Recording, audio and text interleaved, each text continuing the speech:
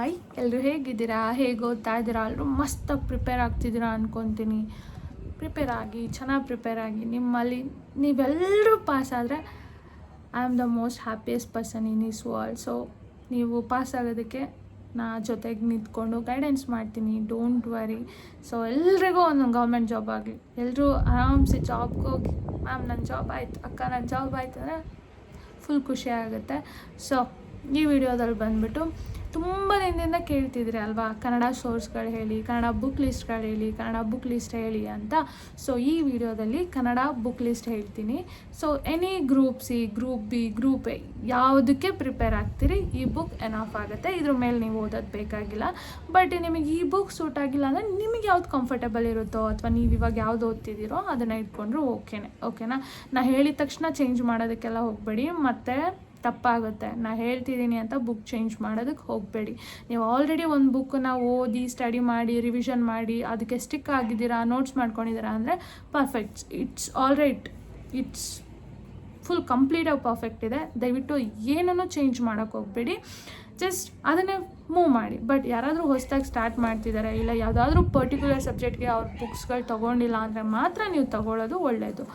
But ನೀವು already ನಿಮ್ಮ ಹತ್ರ ಎಲ್ಲ ಬುಕ್ಸ್ ಇದೆ, ನಾನು ಈ ವಿಡಿಯೋ ನೋಡಿದ ತಕ್ಷಣ ಈ ಬುಕ್ ತೊಗೊಂಡ್ರೇ ಪಾಸ್ ಆಗ್ತೀನಾ? ಇಲ್ಲ, ನಾನೇ ಹೇಳ್ತಿದ್ದೀನಿ, ದಯವಿಟ್ಟು ನಂಬಿ. ನಾನು ಹೇಳೋ ಬುಕ್ನ ತಗೊಬೇಕು ಅಂತ ಏನಿಲ್ಲ, ಓಕೆನಾ. ನಿಮ್ಮ ಹತ್ರ ಬುಕ್ ಇಲ್ಲ, ಸೋರ್ಸ್ ಇಲ್ಲ, ನಾನು ಫಸ್ಟ್ ಟೈಮ್ ಬರ್ತಿದ್ದೀನಿ ಈ ಫೀಲ್ಡ್ಗೆ, ನನಗೆ ಗೈಡೆನ್ಸ್ ಇಲ್ಲ, ಯಾವ ಬುಕ್ಸ್ ತೊಗೊಬೇಕು ಅನ್ನೋದು ಗೊತ್ತಿಲ್ಲ ಅಂದರೆ ಮಾತ್ರ ಈ ಸೋರ್ಸ್ಗಳನ್ನ ತೊಗೊಂಡು ಫಾಲೋ ಮಾಡಿ. ಆಲ್ರೆಡಿ ಓದ್ತಿದ್ರೆ ಬುಕ್ಸ್ಗಳಿದ್ರೆ ನೋ ನೀಡ್ ಆಫ್ ಇಟ್. ಅರ್ಥ ಆಗ್ತಿದಲ್ಲ? ಇನ್ನೊಂದು ಸಲ ಹೇಳಬೇಕಾ? ಬೇಡ ಅಂದ್ಕೊತೀನಿ.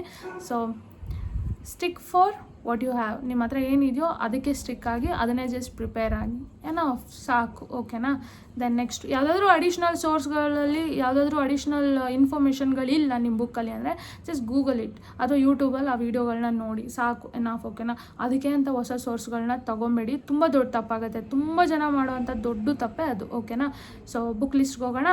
ಫಸ್ಟ್ ಜಿಯೋಗ್ರಫಿ ಬಂದುಬಿಟ್ಟು ಭಂಡಾರಿ ಮಠ ಅಂತ ರೈಟರ್ ಬಂದುಬಿಟ್ಟು, ಸೊ ಅವ್ರದ್ದು ಬುಕ್ ಇದೆ ಜಿಯೋಗ್ರಫಿ, ಅದನ್ನು ರೆಫರ್ ಮಾಡಿ. Then history Sadashiva, very famous book. ಹಿಸ್ಟ್ರಿಗೆ ತುಂಬ ಜನ ಕನ್ನಡ ಮೀಡಿಯಮ್ ಸ್ಟೂಡೆಂಟ್ಸ್ಗಳು ರೆಫರ್ ಮಾಡ್ತಿರ್ತಾರೆ. ದೆನ್ ಎಕನಾಮಿಕ್ಸ್ಗೆ ಗರಣಿ ಕೃಷ್ಣಮೂರ್ತಿ, ಇದು ಕೂಡ very very famous book, one of the famous book ಇದೆ ಮಾರ್ಕೆಟಲ್ಲಿ. ಗರಣಿ ಕೃಷ್ಣಮೂರ್ತಿ ಅವ್ರದ್ದು ಎಕನಾಮಿಕ್ಸ್ ಬಂದ್ಬಿಟ್ಟು. ಬಟ್ ಸೇಮ್ ಗರಣಿ ಕೃಷ್ಣಮೂರ್ತಿ ಅವ್ರದ್ದೇ ಎಕನಾಮಿಕ್ಸ್ ಸರ್ವೆ ಕೂಡ ಬರುತ್ತೆ, ಅದನ್ನು ಕೂಡ ನೀವು ರೆಫರ್ ಮಾಡ್ಬೋದು. ದೆನ್ ಪಾಲಿಟಿಗೆ ಲಕ್ಷ್ಮೀಕಾಂತನೇ ನೀವು ರೆಫರ್ ಮಾಡ್ಬೋದು, ಯಾಕೆಂದರೆ ಲಕ್ಷ್ಮೀಕಾಂತ ಇವಾಗ ಕನ್ನಡದಲ್ಲಿ ಕೂಡ ಬರ್ತಿದೆ, ಕನ್ನಡದಲ್ಲೇ ನೀವು ರೆಫರ್ ಮಾಡ್ತೀರಾ ಅಂದರೂ ಓಕೆ. ಇಲ್ಲ ಅಂದರೆ ಬೇರೆ ಯಾರಾದರೂ ಆಥರ್ ಬೇಕು ಅಂದರೆ ಗಂಗಾಧರ್ ಅನ್ನೋರ್ದು ಒಂದು ಪಾಲಿಟಿ ಬುಕ್ ಇದೆ, ಅದನ್ನು ರೆಫರ್ ಮಾಡ್ಬೋದು. ದೆನ್ ಸೈನ್ಸ್ ಆ್ಯಂಡ್ ಟೆಕ್ಕಿಗೆ ಬೆಸ್ಟ್ ಬಂದುಬಿಟ್ಟು ನಾ ಈಗಲೂ ಹೇಳ್ತಿದ್ದೀನಿ, ಜಸ್ಟ್ ಸ್ಕೂಲ್ ಬುಕ್ಸ್ಗಳನ್ನ ರೆಫರ್ ಮಾಡಿ. NCERT ಇದ್ದರೆ NCERT, ಸ್ಟೇಟ್ ಬುಕ್ಸ್ ಇದ್ದರೆ ಓಕೆ, ಸ್ಟೇಟ್ ಬುಕ್ಸ್ಗಳು ಯಾವುದಾದ್ರೂ ಇದ್ದರೆ ಅದನ್ನು ರೆಫರ್ ಮಾಡಿ ಕನ್ನಡ ಮೀಡಿಯಮಲ್ಲಿ. NCERT ಕೂಡ ನಿಮಗೆ ಲ್ಯಾಂಗ್ವೇಜಲ್ಲಿ ಬರುತ್ತೆ. NCERT ಕೂಡ ನೀವು ಕನ್ನಡದಲ್ಲಿ ತೊಗೊಬೋದು. ಕನ್ನಡದಲ್ಲಿ ಜಸ್ಟ್ NCERT ನೀವು ಕನ್ನಡದಲ್ಲಿ ಡೌನ್ಲೋಡ್ ಮಾಡಿಕೊಂಡು ಪ್ರಿಂಟೌಟೆಲ್ಲ ತೊಗೊಳ್ಳೋದೆಲ್ಲ ಬೇಡ ಅಂದ್ಕೊತೀನಿ. ಜಸ್ಟ್ ಆನ್ಲೈನಲ್ಲೇ ಓದ್ಕೊಳ್ಳಿ, ಶಾರ್ಟ್ ನೋಟ್ಸ್ ಮಾಡಿಕೊಂಡು ನೋಟ್ಸ್ಗಳನ್ನ ರಿವಿಷನ್ ಮಾಡ್ಕೊಳ್ಳಿ. ಸುಮ್ಮನೆ ಪ್ರಿಂಟೌಟ್ ತೆಗೆದು ಮೂಲೆಯಲ್ಲಿ ಇಡೋ ಅವಶ್ಯಕತೆ ಬೇಡ, ಓಕೆನಾ. ಸೈನ್ಸ್ ಆ್ಯಂಡ್ ಟೆಕ್ಕಿಗೆ ತುಂಬ ಬೆಸ್ಟು ಸೋರ್ಸ್ ಹೇಳಿದ್ನಲ್ಲ, ಸ್ಟೇಟ್ ಬುಕ್ಸ್ಗಳನ್ನ ಓದಿ, ಇಲ್ಲಾಂದರೆ NCERTನ ಕನ್ನಡದಲ್ಲಿ ಇದು ಮಾಡ್ಕೊಂಡು ಡೌನ್ಲೋಡ್ ಮಾಡ್ಕೊಂಡು ಓದಿ. ನಿಮ್ಗೆ ಆಗೋದೇ ಇಲ್ಲ ಆನ್ಲೈನಲ್ಲಿ ಓದೋದಕ್ಕೆ ಅಂದರೆ ಪ್ರಿಂಟೌಟ್ ತೆಗೆದು ಕೂಡ ಓದಿ. ಆದಷ್ಟು ಪ್ರಿಂಟೌಟ್ನ ಸ್ವಲ್ಪ ಸ್ಮಾಲ್ ಆಗಿ, ಅಂದರೆ ಒಂದು ಪೇಜಲ್ಲಿ 2 ಪ್ರಿಂಟ್ ಬರೋ ಥರ ತಕ್ಕೊಳ್ಳಿ. So that helpful. ಈ ಬುಕ್ ಎಷ್ಟು ಬಲ್ಕಿ ಆಗುತ್ತೋ ಅಷ್ಟು ಓದೋದಕ್ಕೆ ಮನಸ್ಸು ಬರೋಲ್ಲ. ಎಷ್ಟು ಶಾರ್ಟಾಗಿರುತ್ತೋ ಬೇಗ. ಇದು ಆ್ಯಕ್ಚುಲಿ ಮೈಂಡ್ ಟ್ರಿಕ್ ಹಿಂಗೆ ವರ್ಕ್ ಆಗೋದು. ನೀವು ಎಷ್ಟು ದೊಡ್ಡ ಬುಕ್ನ ತೊಗೊತೀರೋ ಆ ಬುಕ್ ನೋಡಿದಾಗೆಲ್ಲ ಓದೋಕ್ಕಾಗಲ್ಲ ಅನಿಸುತ್ತೆ. ಬಟ್ ಎಷ್ಟು ಶಾರ್ಟ್ ಬುಕ್ನ ತೊಗೊತೀರೋ ಓಕೆ ಬೇಗ ಮುಗಿಸ್ಬೋದು ಈ ಬುಕ್ಕು ಅನ್ನೋದು ನಿಮ್ಮ ಮೈಂಡ್ ಹೇಳುತ್ತೆ. ಮೈಂಡ್ ವರ್ಕ್ ಆಗೋದೇ ಹಾಗೆ. ಸೊ ಅದಕ್ಕೆ ಏನು ಹೇಳ್ತೀನಿ ಅಂದರೆ ಪ್ರಿಂಟೌಟ್ ತೊಗೊಳ್ಳುವಾಗ ನೀವು ಎನಿ ಪ್ರಿಂಟೌಟ್ ತೊಗೊತಿದ್ದೀರಾ, ಜಸ್ಟ್ ಅದನ್ನು ಮೈಕ್ರೋ ಜೆರಾಕ್ಸ್ ತುಂಬ ಚಿಕ್ಕದಾಗಿ ಹೋಗ್ಬಿಡುತ್ತೆ. ಅದಕ್ಕಿಂತ ಒಂದು ಸ್ವಲ್ಪ ದೊಡ್ಡದಾಗಿ ಕಣ್ಣಿಗೆ ಕಾಣಿಸೋ ಥರ. ಮೈಕ್ರೋ ಜೆರಾಕ್ಸ್ ಎಲ್ಲ ತುಂಬ ಚಿಕ್ಕದಾಗುತ್ತೆ, ಸ್ವಲ್ಪ ಮೀಡಿಯಮಲ್ಲಿ ಒಂಥರ ಮಿನಿ ಜೆರಾಕ್ಸ್ ಥರ ನಿಮಗೆ ನೀವೇ ಅದನ್ನು ಮಿನಿಮೈಸ್ ಮಾಡ್ಬೋದು. ಇಲ್ಲಾಂದರೆ ನಿಮ್ದು ಯಾರಾದರೂ ಪಕ್ಕದಲ್ಲಿ ಜೆರಾಕ್ಸ್ ಶಾಪ್ ಇದ್ದರೆ ಅವ್ರಿಗೆ ಹೇಳಿದ್ರು ಮಾಡಿಕೊಡ್ತಾರೆ. ಬಟ್ ಇವಾಗೆಲ್ಲ ಮಾಡಲ್ಲ, ಅವರಿಗೆ ಬಿಸ್ನೆಸ್ ಆಗ್ತಿಲ್ಲ ಅಂತ. ಬಟ್ ನಿಮಗೆ ಯಾರಾದರೂ ಪರಿಚಯ ಇದ್ದರೆ, ನಿಮ್ಮ ಹತ್ರ ಲ್ಯಾಪ್ಟಾಪ್ ಇದ್ದರೆ ನೀವೇ ಜಸ್ಟ್ ಅದನ್ನು ಮಿನಿಮೈಸ್ ಮಾಡಿ ಪ್ರಿಂಟೌಟ್ ತೊಗೊಳ್ಳಿ. ಸೊ ದಟ್ ನಿಮಗೆ ಅದು ಹೆಲ್ಪ್ಫುಲ್ ಆಗುತ್ತೆ. ಇದೊಂದು ಸ್ಮಾಲ್ ಟ್ರಿಕ್. ನೆಕ್ಸ್ಟ್ ಹೋಗೋಣ ಎನ್ವೈರನ್ಮೆಂಟ್ಗೆ ಕ್ರಿಯೇಟಿವ್ IAS ಅವ್ರ ಬುಕ್ ಚೆನ್ನಾಗಿದೆ, ತುಂಬ ಸ್ಮಾಲ್ ಬುಕ್ ಇದೆ, ಬೇಗ ಮುಗಿಸ್ಕೊಬೋದು ಎನ್ವೈರನ್ಮೆಂಟ್ಗೆ. ಸೊ ಕನ್ನಡದಲ್ಲೇ ಇದೆ, ನಾನೆಲ್ಲ ಕನ್ನಡ ಸೋರ್ಸ್ಗಳೇ ಹೇಳ್ತಿರೋದು. ಸೊ ಕ್ರಿಯೇಟಿವ್ IAS ಅವ್ರದ್ದು ಎನ್ವೈರನ್ಮೆಂಟ್ ಬುಕ್ ಇದೆ, ಪರಿಸರ ಅಧ್ಯಯನ ಅಂತ, ಅದನ್ನು ರೆಫರ್ ಮಾಡ್ಬೋದು. ದೆನ್ ಆ್ಯಪ್ಟಿಟ್ಯೂಡ್ಗೆ ಹೋಗೋಣ. ಆ್ಯಪ್ಟಿಟ್ಯೂಡ್ಗೆ ಬುಲ್ಬುಲೆ ಅಂತ ಒಂದು ಬುಕ್ ಇದೆ, ರಿಯಲಾಗಿ ನಿಮಗೆ ಮಾರ್ಕೆಟಲ್ಲಿ ಸಿಗುತ್ತೆ, ಅದನ್ನು ರೆಫರ್ ಮಾಡ್ಕೊಳ್ಳಿ. ದೆನ್ ಇಂಗ್ಲೀಷ್ಗೆ ಹೋಗೋಣ. ಇಂಗ್ಲೀಷ್ಗೆ ನಾನು ಆಲ್ರೆಡಿ ಹೇಳಿದ್ದೀನಿ, ಶಿವಕುಮಾರ್ ಮಾವಳಿ. ಆ್ಯಕ್ಚುಲಿ ಅದು ಆ ಬುಕ್ಕು ನಿಮಗೆ ಅವರು ಇಂಗ್ಲೀಷ್ ನಾರ್ಮಲಿ ನಮಗೆ ಇಂಗ್ಲೀಷಲ್ಲೇ ಬರುತ್ತಲ್ವ, ಬಟ್ ಅವರು ಕನ್ನಡದಲ್ಲೇ ನಿಮಗೆ ಎಕ್ಸ್ಪ್ಲನೇಷನ್ ಕೊಟ್ಟಿದ್ದಾರೆ ಆ ಬುಕ್ಕಲ್ಲಿ. ಕನ್ನಡದಲ್ಲೇ ಅವ್ರು ಎಕ್ಸ್ಪ್ಲೈನ್ ಮಾಡಿದ್ದಾರೆ, ಒಂದೊಂದು ಟಾಪಿಕ್ನು ಹೇಗೆ ಅನ್ನೋದನ್ನ ಗ್ರಾಮರ್ನ ಕನ್ನಡದಲ್ಲಿ ಎಕ್ಸ್ಪ್ಲೈನ್ ಮಾಡಿದ್ದಾರೆ. ಅದು ಆ್ಯಕ್ಚುಲಿ ಕಷ್ಟ, ಇಂಗ್ಲೀಷ್ ಗ್ರಾಮರ್ನ ಕನ್ನಡದಲ್ಲಿ ರೈಟ್ ಮಾಡಿ ಬುಕ್ ಮಾಡೋದು ಸ್ವಲ್ಪ ಕಷ್ಟ ಆಗುತ್ತೆ. ಬಟ್ ಸ್ಟಿಲ್ ಈ ಬುಕ್ ನಾನೇ ರೆಫರ್ ಮಾಡಿದ್ದೀನಿ, ಈ ಬುಕ್ ನಾನೇ ಸ್ವಂತವಾಗಿ ನಾನು ಕೂಡ ಕುತ್ಕೊಂಡು ಓದಿದ್ದೀನಿ. ತುಂಬ ಚೆನ್ನಾಗಿ ಹೇಳಿದ್ದಾರೆ ಅವರು, ತುಂಬ ಚೆನ್ನಾಗಿ ಕವರ್ ಮಾಡಿದ್ದಾರೆ ಗ್ರಾಮರ್ನ. ಸೊ ನೀವು ಅದನ್ನು ರೆಫರ್ ಮಾಡ್ಬೋದು, ರೆಫರ್ ಮಾಡಿ ಜಸ್ಟ್ PYQsಗಳನ್ನ ಸಾಲ್ವ್ ಮಾಡ್ಕೊಂಡು ಹೋಗಿ, ಓಕೆನಾ. Then Kannada very famous book, ನಿಮ್ಗೆಲ್ರಿಗೂ ಎಲ್ಲರ ಹತ್ರನೂ ಆಲ್ಮೋಸ್ಟ್ ನೀವು ಲೈಬ್ರರಿಯಲ್ಲೇ ಇರ್ತೀರಾ ಅಂದರೆ ಎಲ್ಲರ ಹತ್ರನೂ ಒಂದೊಂದು ಸ್ಪರ್ಧಾ ವಿಜೇತ ಇದ್ದೇ ಇರುತ್ತೆ, ಸ್ಪರ್ಧಾ ವಿಜೇತ ಮಾಡ್ಕೊಬೋದು. ಇಲ್ಲಾಂದರೆ ಕ್ರಿಯೇಟಿವ್ IAS ಅವ್ರದ್ದೇ ಒಂದು ಬುಕ್ ಇದೆ, ಅದನ್ನು ಕೂಡ ನೀವು ರೆಫರ್ ಮಾಡ್ಬೋದು. ಬಟ್ ಸ್ಪರ್ಧಾ ವಿಜೇತ ಚೆನ್ನಾಗಿದೆ ನನಗೆ ಅನ್ಸಂಗೆ, ಯಾಕೆಂದರೆ ನಾನು ರೆಫರ್ ಮಾಡಿದ್ದೀನಿ. ಇಂಗ್ಲೀಷ್ ಕೂಡ ನಾನು ರೆಫರ್ ಮಾಡಿದ್ದೀನಿ, ಓದ್ಬೋದು. ದೆನ್ ಕ್ರಿಯೇಟಿವ್ IAS ಅವ್ರದ್ದು ಎನ್ವೈರನ್ಮೆಂಟ್ ಕೂಡ ನಾನು ಓದಿದ್ದೀನಿ, ಅದನ್ನು ನೀವು ರೆಫರ್ ಮಾಡ್ಕೊಬೋದು. ದೆನ್ ಗರಣಿ ಕೃಷ್ಣಮೂರ್ತಿ ಎಕನಾಮಿಕ್ಸಿಗೆ ಬಂದುಬಿಟ್ಟು ಕೂಡ ನಾನು ಸ್ವಲ್ಪ ರೆಫರ್ ಮಾಡಿದ್ದೀನಿ, ಅದನ್ನು ಓದ್ಬೋದು. ಇದು ನಿಮ್ಮದು ಬುಕ್ ಲಿಸ್ಟ್. ಸೊ ದಟ್ ಈ ವಿಡಿಯೋ ಹೆಲ್ಪ್ಫುಲ್ ಆಗಿದೆ ಅಂದ್ಕೊತೀನಿ. ನಾ ಆಲ್ರೆಡಿ ಇಂಗ್ಲೀಷ್ ಸೋರ್ಸ್ಗಳನ್ನ ಹೇಳಿದ್ದೀನಿ, ಬಟ್ ನಾನು ಓದಿರೋದು ನಿಮಗೆಲ್ರಿಗೂ ಅನಿಸಿದೆ ಅದು UPSC ಬುಕ್ ಲಿಸ್ಟ್ ಅಂತ. ಬಟ್ ದಟ್ಸ್ ಟ್ರೂ, ಆ್ಯಕ್ಚುಲಿ ಟ್ರೂನೇ, ಯಾಕೆಂದರೆ ನಾನು ಪ್ರಿಪೇರ್ ಆಗ್ತಿದ್ದಿದ್ದು ಎಕ್ಸಾಮೇ ಅದಾಗಿದ್ದರಿಂದ. ಸೊ ನನ್ನ ಸೋರ್ಸ್ಗಳು ಅದೇ ಆಗಿತ್ತು. ನಾನು ಅದು ಬಿಟ್ಟು ನಾನು ಬೇರೆ ಯಾವ ಸೋರ್ಸ್ಗಳು ನಾನು ರೆಫರೇ ಮಾಡಿಲ್ಲ. ಬಟ್ ನಾನು ಪೇಪರ್ 2ಗೆ ಮಾತ್ರ ನಾನು ಹೇಳಿರೋ ಹಂಗೆ ಸ್ಪರ್ಧಾ ವಿಜೇತ ರೆಫರ್ ಮಾಡಿದ್ದೀನಿ. ದೆನ್ ಶಿವಕುಮಾರ್ ಮಾವಲಿ ಅವ್ರದ್ದು ಬುಕ್ಗಳನ್ನ ರೆಫರ್ ಮಾಡಿದ್ದೀನಿ. ಇದು ಬಿಟ್ಟರೆ ನಾನು ರೆಫರ್ ಮಾಡಿರೋ ಬುಕ್ಸ್ಗಳೆಲ್ಲ ಅದೇ.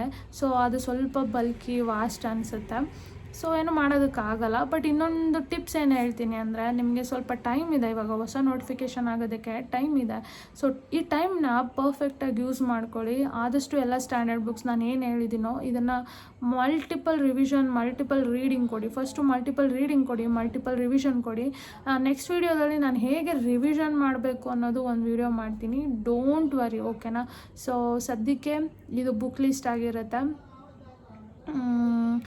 ಎಕ್ಸ್ಟ್ರಾ ಸೋರ್ಸ್ ಬೇಡ, ಆಲ್ರೆಡಿ ನಾನು ಎಲ್ಲ ವಿಡಿಯೋದಲ್ಲೂ ಹೇಳಿದ್ದೀನಿ. ಅಡಿಷ್ನಲ್ ತುಂಬ ಮಲ್ಟಿಪಲ್ ಸೋರ್ಸ್ಗಳು ಬೇಡ, ಎಲ್ಲದಕ್ಕೂ ಒಂದೊಂದು ರಿಸೋರ್ಸ್ಗಳನ್ನ ಇಟ್ಕೊಳ್ಳಿ. ಜಸ್ಟ್ ರಿವಿಷನ್ ಮಾಡಿ, ಡೈಲಿ MCQಗಳನ್ನ ಸಾಲ್ವ್ ಮಾಡಿ. ಅದು ನಿಮಗೋಸ್ಕರನೇ ನಾನು ಲಿಟ್ರಲಿ ನಾನು ಕೆಲಸಕ್ಕೆ ಹೋಗಿ ವಾಪಸ್ ಮನೆಗೆ ಬಂದು ಟಯರ್ಡ್ ಆಗಿದ್ದು, ನೀವು ನಂಬಲ್ಲ, ನಾನು ಬಸ್ಸಲ್ಲಿ ಹೋಗ್ತಿರುವಾಗ MCQಗಳನ್ನ ಸೆಟ್ ಮಾಡ್ಕೊಂಡು ಹೋಗ್ತಾ ಇರ್ತೀನಿ ಟೈಪ್ ಮಾಡಿಕೊಂಡು.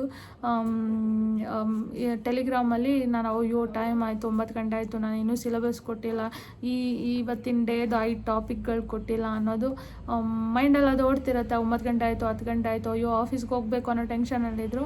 ಬಸ್ಸಲ್ಲಿ ಹೋಗುವಾಗ, ಬಸ್ ಸ್ಟಾಪಲ್ಲಿ ನಿಂತಿರುವಾಗ ಲಿಟ್ರಲಿ ನನ್ನ ಮೈಂಡಲ್ಲಿ ನಂಗೆ ಅದು ಓಡ್ತಾ ಇರುತ್ತೆ.